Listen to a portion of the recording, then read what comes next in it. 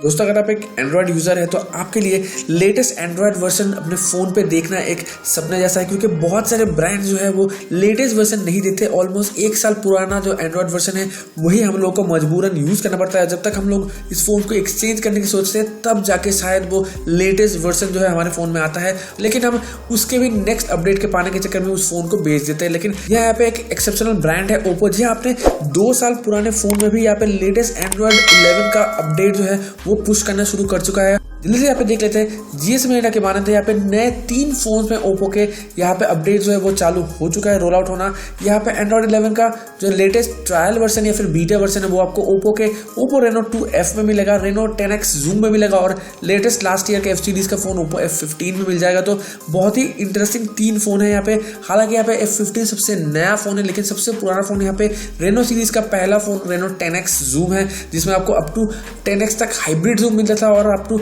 60X तक का आपको यहाँ पे डिजिटल जूम मिलता था। तो बहुत ही बढ़िया एक फ़ोन है, उसमें भी यहाँ पे अपडेट जो है वो मिलना चालू हो चुका है। अब यहाँ पे बात करें कौन से चेंजेस यहाँ पे आए हैं, तो यहाँ पे आपका एंड्रॉयड 11 का जो स्टैंडर्ड वर्जन बाकी ओप्पो फोन्स में अभी मिल रहा है, जैसे कि रेनो 4 प्रो या फिर F17 प्रो, वहाँ पे जो फीचर्स मिल रहे हैं वो सारे फीचर्स आपको इन 3 फोन में भी दिख जाएगा आने वाले हफ्तों में ही।